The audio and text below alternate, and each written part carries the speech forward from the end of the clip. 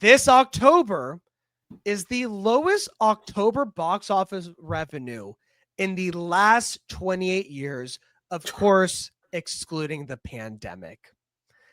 This sadly comes to us from the Hollywood Reporter.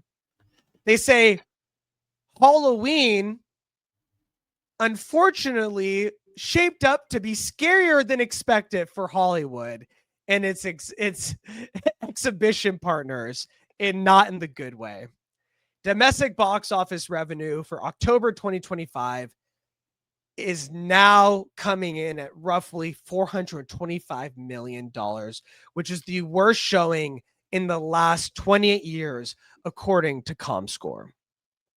This, of course, excludes October 2020, the heart of the COVID-19 pandemic, when revenue was a mere $55 million, powered by Christopher Nolan's Tenet. Otherwise, the last time October was this low was 1997, when combined ticket sales were 385.2 million, not adjusted for inflation. In 1998, revenue jumped to 455.6 million before crossing 600 million for the first time a year later in 1999, which I bet The Mummy helped with that. Not sure, but possibly. The new millennium brought steady gains, save for a few bumps in the road before the pandemic hit. But, programming October, aside from Halloween-themed releases, was historically a chance for studios and indie distributors to take breathers following the summer blockbuster season and to prepare for the year-end holidays. It's also when they begin to launch their award films. But as the calendar grew more crowded around the year-end holidays, studios started relying on off-peak months and began opening higher-profile films in October. This culminated with a record $832.8 million showing in 2018, with Sony's Venom grossing $190 million in October alone, and followed by awards contender A Star Is Born, which was $153.1 million, and the hit reboot of Halloween, which was $137.9 million.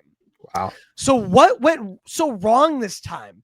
It was a perfect storm of not enough product due to the ongoing production delays left over from the labor strikes, a horrible August, and a relatively weak September, which is often a carryover titles account for a large chunk of October revenue. The harder truth to bear, many October titles simply didn't resonate with general audiences. Disney's long-awaited Tron Ares is the month's top earner, but has only brought in $63.4 million domestically to date. Woo! Excluding 2020's the lowest showing of the top film launching October since DreamWorks' The Wallace and Gromit Movie 2 decades ago in 2025. Another major miss was Dwayne Johnson's The Smashing Machine, which was, directed by Benny Safdie and A24's R-rated drama. Yet it only earned a scant 11.4 since its domestic debut over the October 5 to 7 weekend. Ugh, brother, ugh. If it weren't for the official release of Party of a Showgirl, Taylor Swift's 11th hour theatrical event tied to the release of her new album, things would be even worse. Billed as a cinematic experience versus a film, it brought in $34.2 million over the October 3rd to 5 weekend, crushing The Smashing Machine. Japanese anime offerings, as Chainsaw Man, the movie, dropped in the October 24-25 weekend, was well ahead of expectations, topping with $18 million. In September's Demon Slayer Infinity War were also unexpected heroes. But unfortunately, it wasn't enough to save October. And yes, Black Phone 2 was a hit, but it wasn't enough. I know you're going to mention some things that were moved as well. So why don't you take it away? I want to ask you, why do you think this October was so bad and the worst in the last 28 years besides the Pandy? It's really confusing that October is the spooky month. We get all the Halloween stuff. Yeah. Halloween is in the month, but Hollywood just refuses to release the biggest scary movies during the month. It refuses. You know how many times I'm known as the movie guy at my job, and you know how many times my Movie customers guy. ask me, "Hey, I want to go watch a scary movie in theaters. What can I watch?" And I have to rack my brain on what to tell them to watch every year because they refuse to drop spooky movies during the spooky month. It's like they just don't understand, right?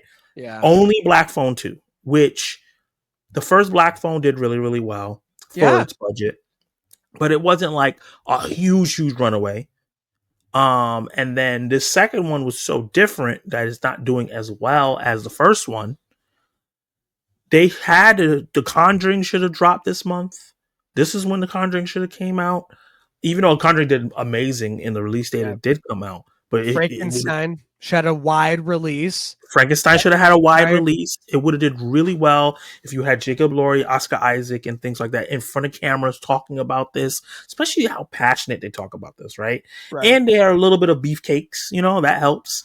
Emia Goff is the Sorry, cheesecake. I So, gotta get Jared Leto off there. I don't want to see that guy anymore, to be honest. So they missed opportunities to utilize movies that made sense for the month. Tron has never been the hugest big like box office smash, Yeah. right? The first one is a cult classic. It didn't do that well in theaters. The second one, Legacy, did better, but it didn't do as well as the studio wanted to do. That's why we didn't get an immediate sequel Right. right away. And Tron Ares was just a mixture of confusing decisions. Having Jared Leto, who's never sold a movie in his life, be the lead. Having oh my god, what's her name from Greta Past Lee. Lives? What is Greta Lee. Greta Lee, who's never sold a movie in her life, be the other lead. And just not having anybody be like a funny sidekick of note, like an actor, somebody like, oh, I want to see this person make jokes in this. Visually, the movie's fantastic. The action Right. sequences are fun, but you still have to have the actors that people want to see, especially in a franchise that's not really much of a franchise. The first No. movie didn't do well. The second one had decent holdings, but didn't have that much. The TV show couldn't even make it past a season 1. I love that animated series. And a lot of people love it, but for whatever reason, it didn't get watched enough, Yeah. or maybe And it's then too you expensive. released a sequel to Legacy 15 years later when people are over it. You know what I mean? It's like, you guys, what are It we doesn't make doing any here? sense. We're not And then you setting it release up a for success. musical biopic with a man who's not a movie star. I love No, Jeremy Allen White, but people he's know not him there yet. for You know what I mean? TV Like, shows. yeah, The the Bear, Claw, right? Lip, Is that it? The Claw, the Iron Claw. the Iron Claw did not do well, even though No, it was received, very well. well, but it didn't make money. And so it seems like, I think there's a few key contributing factors here, and I want to go through it, okay? And you touched on a lot of these. So I wanted to say, the thin blockbuster pipeline, right? There weren't many marquee titles scheduled for October that could draw big crowds. Tron Ares turned out to perform very badly relative to the budget and expectations. Halloween weekend is often boosted by strong horror releases, but this year horror was underwhelming in the month. Black Phone 2 had some success, but it wasn't enough to offset the broader slump. And then calendar and timing. Halloween landed on Friday this year, which may have altered typical audience behavior. People are out, social plans, sports events, including the World Series finale, which occurred at the same time, which may have diverted attention. And then on top of that, this is a smaller one, but it is true that, with streaming and other entertainment options, maybe less enthusiasm for mid-tier releases. If people don't see a must-go film, they're probably going to skip out on it. Yeah. And then even films that had potential under-delivered reinforcing the slump. So there was a lot of key factors. On top of that, it is also now being reported that AMC has lost almost $500 million in quarter 3 alone this year, which Jeez. means that people are not going to the movies as much anymore. And AMC's idea of getting people back into the theater is this really smart idea to raise prices. That's how you're going to get people back in the seats. On top of that, let's make popcorn 30 effing dollars and we'll throw in 2 drinks where I could get that for $2.50 at the store at Safeway. Bring it in. So it seems like theaters are not understanding that you guys are becoming your own worst enemy, that you're looking at the data and ticket sales are down by over 10, 12%. But then the average ticket price is up over 7, 8% from year to date. These things don't compute. If you're not getting butts in the seats, then you should not be raising the price on the audience because they are going to just go home and stream something. Yeah. You need to make the theater more attractive. Does that mean in October only releasing 2 titles that are horror genre? That is not going to get them to want to go to the theaters. So it seems like these theater owners are not understanding how to pull the audience and are kind of making the wrong decision every turn to make the theater going experience more robust again.